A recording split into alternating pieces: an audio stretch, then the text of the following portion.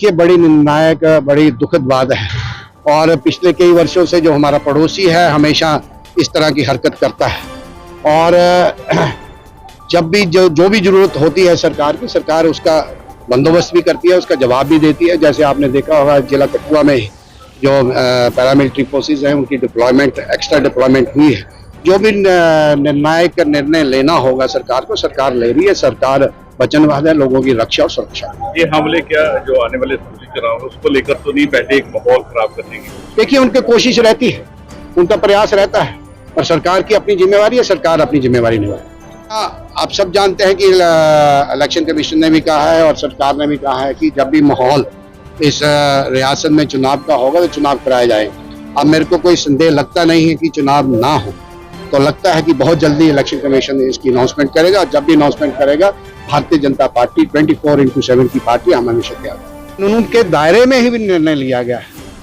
और जब भी जो आगे प्रगति होगी, जो आगे इसके ऊपर सोच विचार बनेगा, जो सरकार है, कानून के बाहर कहीं निर्णय नहीं। क्या देखते हैं सर, इससे लोगों को कितना फायदा होगा? देखिए, लोगों का मन है कि हम चुने हुए नुमाइंदे चुने, अपनी चुनी हुई नुमाइंदे को वो असेंबली में देखना चाहते हैं। असेंबली की फॉर्मेशन होगी तो लोगों को उसमें रिलीफ मिलेगा। जो हेजिटेशन रहती है एक ब्यूरोक्रेसी के पास जाने की, तो उस हेजिटेशन का समापन होगा, खात्मा होगा। कोई चुना हुआ नुमाइंदा 24/7 अवेलेबल रहता है, अकाउंटेबल होता है अपने समाज के प्रति। इसलिए लोगों में ये जोश है, लोग चाहते हैं कि चुनाव विकास के मॉडल से ही होंगे या कुछ और मॉडल?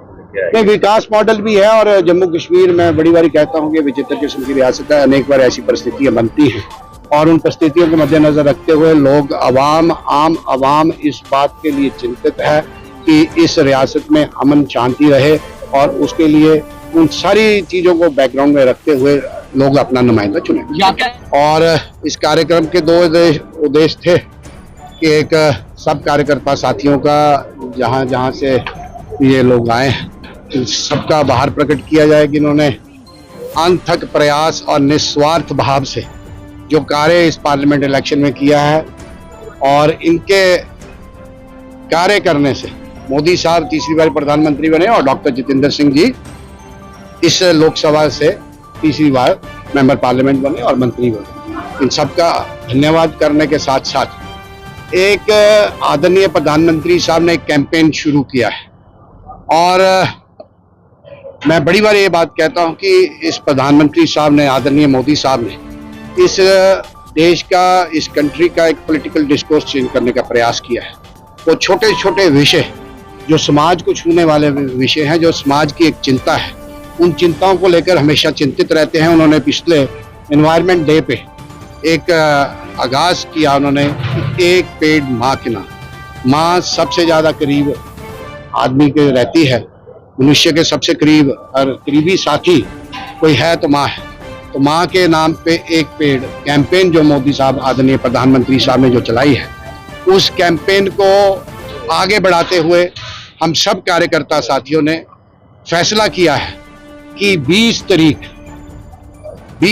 सुबह 10 बजे कमला पैलेस तराड़ा में आदरणीय मोदी साहब के निर्देश अनुसार एक पेड़ माँ के नाम एक कार्यक्रम करेंगे, जिसमें संत समाज को भी बुलाया जाएगा और सब कार्यकर्ता साथियों को, सब अपने साथियों को एक जो इनिशिएटिव मोदी साहब ने लिया है उस इनिशिएटिव को आगे बढ़ाने का कार्य हम सब ने ये प्रतिज्ञा ली है। आज की जो मीटिंग, जो विशेष मीटिंग थी, इसी के लिए मीटिंग थी कि उस दिन 20 तारीख आपके माध्यम से भी मैं तमाम साथियों को कहता हूँ कि 20 तारीख हम तराड़ा में एक कार्यक्रम करने जा रहे हैं, एक पेड़ माँ के नाम। उस कार्यक्रम में आप सब लोगों का मन रहता है कि चुनी हुई सरकार और दूसरों में अंतर रहता है, और इसी कारण जोश भी है पिछले 5-6 वर्ष से, क्योंकि बहुत सारा कार्य इस प्रदेश में करने लायक था जो किया है, और लोगों का मन है कि अब हम अपने नुमाइंदों को खुद चुने और सरकार बने। इस रियासत में जो नींव पत्थर जो मोदी साहब ने, ऑनरेबल होम मिनिस्टर साहब ने रखा है,